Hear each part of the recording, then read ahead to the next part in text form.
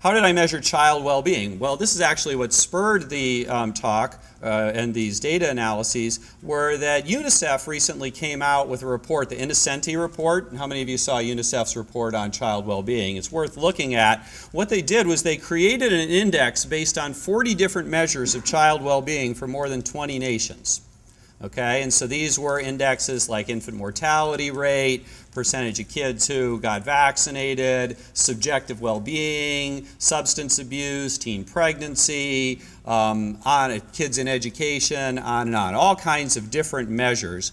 And what they did was they rank ordered these 20 nations in terms of their children's well-being. And what they found was that Netherlands and Sweden had the best children's well-being, and the United States and the United Kingdom had the worst well-being. And here's a place, actually, United Kingdom well-being for children was lower than the U.S. Okay? So they actually had worse well-being than we did, but we were second to last.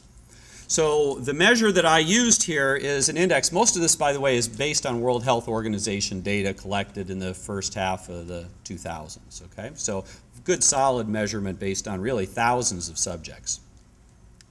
Now, marketing to children, this was the tough one to come up with a good measure of, to be honest, across these different nations. What I ended up using was a report back in 1996 by a group called Children's International. What they did was for 12 nations, they monitored about 20 hours worth of television broadcasting aimed at children 12 or less. And they counted up how many minutes of advertising were in each hour. Okay? And so we end up with a number that's this, the average minutes of advertising per hour. Australia and the US, it's about 20% of the time. Sweden and Norway, it's 1/60th amount of the time is advertising to children. Okay? So that's my measure of marketing to kids. Now, in terms of those distal environmental influences, there's two main things that I've looked at: the values of the nation and the varieties of capitalism that they have. In terms of national values, I used a measure developed by Shalom Schwartz, who's a researcher in Israel, who's looked at values in over 70 different nations, probably the best validated way of looking at values that exists in academia. And he identifies 10 different kinds of values. I'm just going to focus on two, what he calls the self-enhancing values. These are values where what you're mostly focused on is your own enhancement of self, trying to make yourself better. And they're mostly power and achievement values. Power is the desire to dominate resources and people. Achievement is values to demonstrate success. Other research has shown that these values are highly associated with the desire to make a lot of profit, to have a lot of money, to care about yourself and not others. So what I had was, for each of those nations, I had how much the people in those nations, on average, averaging across thousands of people, cared about self-enhancing values. The United States was the highest. They care most about these values. Spain was the lowest. So think of this as the distal value environment in which a child is swimming. Okay? Finally, to measure varieties of capitalism, I used an index developed by Hall and Gingrich, who are economists. Now, what Hall and Gingrich said is that there's a dimension underlying different kinds of capitalism. On the one hand, we have liberal market capitalism. Now, liberal market capitalism, when there's an economic or a political or a social problem, it believes that the way to solve that problem is to put corporations, put institutions in competition with each other. Okay, and put workers in competition with each other, and put workers in competition with corporations and institutions. Okay, so it's all about competition. And Hall and Gingrich claim that what this does is to create a high focus on short-term financial profit. And there's different economic reasons for this that I can explain later. But basically, these are the nations that care a lot about making profit quick. United States and United Kingdom score the highest on Hall and Gingrich's measure of liberal orientation towards capitalism. The other kind of capitalism is coordinated markets. Now, in coordinated markets, when you have some sort of economic, social, or political problem, what you do is you pursue a strategic solution, which involves cooperation. You strategize. You figure out, well, how can I get labor and these institutions to work together? Or how can I pull together this corporation with this corporation so we can solve this problem together? As a result, there's much lower focus on profit in those kinds of nations. Austria and Germany are good examples of coordinated markets. So again, think of this as the distal environment in which kids are swimming. They're in some kind of economic system. Every kid's in some kind of economic system. What kind of economic system are these kids in? And what does that mean for their well-being? Okay, results. Now you remember the first hypothesis is that kids who are in nations with more marketing are going to have lower well-being. Okay, now I'm going to talk about children's ill-being because the way that UNICEF set up their measure, a high score actually means bad well-being, it means ill-being. Okay, so I know, it's just, that's the way UNICEF did it, and so that's what I've kept. The correlation is quite high. Correlation of 71.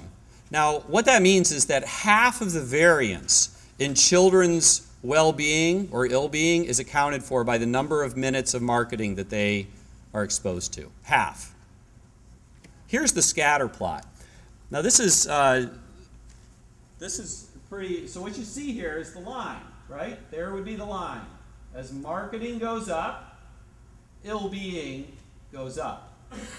These nations with lots of marketing have low well-being, high ill-being.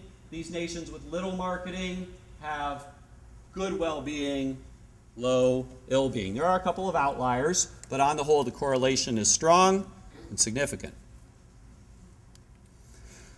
Real briefly, here are just some of the specific ill-being indicators that were associated with marketing. The more marketing minutes in a nation, the fewer peers, or less likely people are to say they find their peers kind and helpful. More marijuana use, higher teen pregnancy rates, fewer children eating breakfast, and the higher percentage of children overweight are all associated with marketing minutes across nations. This is from UNICEF. I mean, the analyses are mine, but the data are from UNICEF. Okay. Here's the second. Now we're looking at distal environments affecting the proximal environment. So the minutes per hour of advertising to kids is correlated 87 with self-enhancing values. 3/4 of the variance in how much marketing happens to kids is associated with how much the people in the society value power and achievement.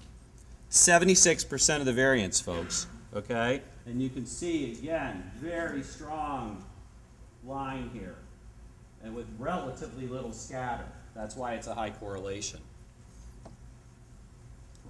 If you take a look at liberal versus coordinated market orientation, again, a strong, significant correlation, 56% of the variance. Up here is coordinated, down here is liberal, so we see this negative correlation. The highly liberal market orientations, lots of advertising. More coordinated, not so much advertising. Summary, children in nations exposed to more marketing have lower well-being. We know this, we've shown this a lot of times here in the US just with, at the individual person level. To my knowledge, this is the first time to be shown at the national level. Nations with more marketing have citizens who highly value power and achievement and have a more liberal market competitive form of capitalism. So now we know why these places are marketing to kids. Now, what are the processes by which this happened? There's probably a lot of them. I'm just going to talk about two. Now, what values do and what a form of economy does is to create certain kinds of institutions or destroy certain kinds of institutions that fulfill their means, okay, their aims. Christianity isn't going to start making certain institutions which work against Christianity, right? Okay? And capitalism isn't going to start to make institutions which work against capitalism. So what it does is it creates institutions and laws like you can write off marketing costs on your tax forms. Okay, that's a pretty good law to support profit and to support marketing. And you can destroy other institutions. So, for example, you can take away the FTC's power to regulate. That's good for profit, and it increases marketing. So I think that's one of the processes by which this occurs.